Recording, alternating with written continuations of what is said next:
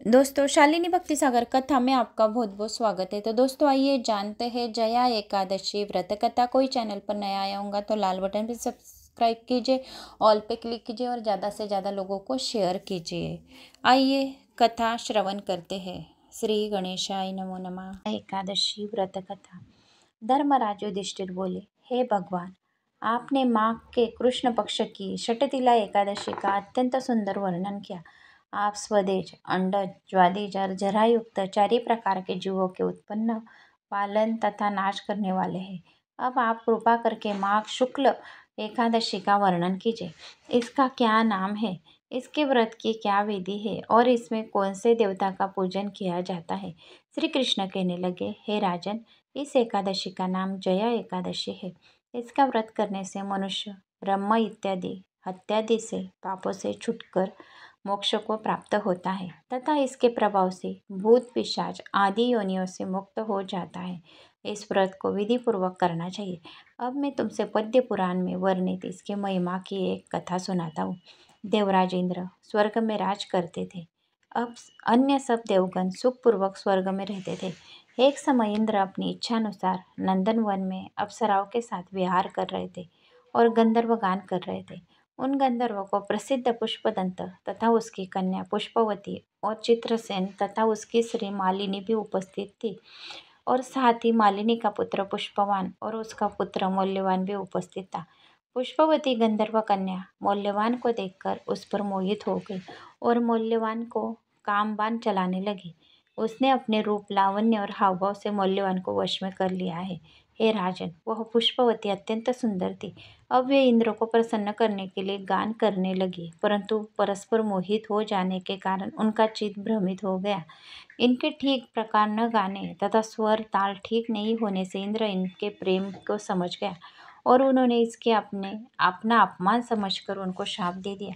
इंद्र ने कहा, हे मूर्खों, तुमने मेरी आज्ञा का उल्लंघन किया है, इसीलिए तुम पर धिक्कार है।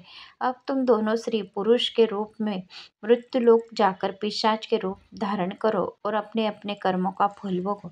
इंद्र का ऐसा शाप सुनकर वे अत्यंत दुखी हो गई। हिमालय पर्वत पर दुखपूर्वक अपना जीवन व्यतीत करने लगे और उन्हें गंध, रस तथा आदि स्पर्श आदि का कुछ भी ज्ञान नहीं था और वहाँ उन्होंने महान दुख मिल रहे थे। उन्हें एक क्षण के लिए भी निद्रा नहीं आती थी। उस जगह अत्यंत शीत था, इससे उनके रोंगटे खड़े हो रहे थे और मारे शीत के दांत बजते रहे। एक दिन पिशाच ने अपनी स्त्री से कहा कि पिछले जन्म में हमने ऐसे कौन से पाप किए थे जिससे हमको यह दुखदायी पिशाच योनि प्राप्त हुई। इस पिशाच योनि से तो नरक के दुख सहना ही उत्तम है। अंत हम उस किसी प्रकार का पाप नहीं करना चाहिए। इस प्रकार विचार करते हुए वे अपने दिन व्यतीत कर रहे थे। देवयोग से तभी माघ शुक्ल पक्ष की जया एकादशी आई। उस दिन उन्होंने कुछ भी भोजन नहीं किया और न ही कोई पाप कर्म किया, केवल फूल फल खाकर दिन व्यतीत किया और सायंकाल के समय महान दुख से पीपल के वृक्ष के नीचे बैठ गए। उस समय सूर्य भगवान अस्त हो रहे थे। उस रात को अत्यंत ठंडी थी और इस कारण वे दोनों शीत के मारे अति दुखी होकर मृत्यु को प्राप्त हो गए और मृतक के समान आपस में चिपटे हुए पड़े रहे। उस रात्रि को उनको निंद्रा भी नहीं आई। और हे राजन, जया एकादशी के उपवास और रात्रि के जागरण से दूसरे दिन प्रभात होते ही उनकी पिशाच योनि छूट गई। अत्यंत सुंदर गंधर्व और अप्सरा की देह धारण कर सुंदर वस्त्रभूषणों से अलंकृत होकर उन्होंने स्वर्गलोक को प्रस्थान किया। उस समय आकाश में देवता उनकी स्तुति कर रहे थे और पुष्प वर्षा करने लगे। स्वर्गलोक में जाकर इन दोनों ने देवराज इंद्र को प्रणाम किया। इंद्र इनके पहले रूप में देखकर अत्यंत आश्चर्यचकित हुआ और पूछने लगा कि तुमने अपनी पिशाच योनि से किस तरह छुटकारा पाया। सो सब बतला। माल्यवान बोली कि हे देवेंद्र, भगवान विष्णु की कृपा और जया एकादशी के व्रत के प्रभाव से ही हमारी पिशाच देह छूटी है। तब इंद्र बोले कि हे माल्यवान, भगवान की कृपा और एकादशी का व्रत करने से न केवल तुम्हारी पिशाच योनि छूट गई, वरना हम लोगों के भी वंदनीय हो गए, क्योंकि विष्णु और शिव के भक्त हम लोगों को वंदनीय है। अंत आप धन्य है। अब आप पुष्पवती के साथ जाकर विहार करो। श्री कृष्ण कहने लगे कि हे राजा युधिष्ठिर, इस जया एकादशी के व्रत से बुरी योनि छूट जाती है।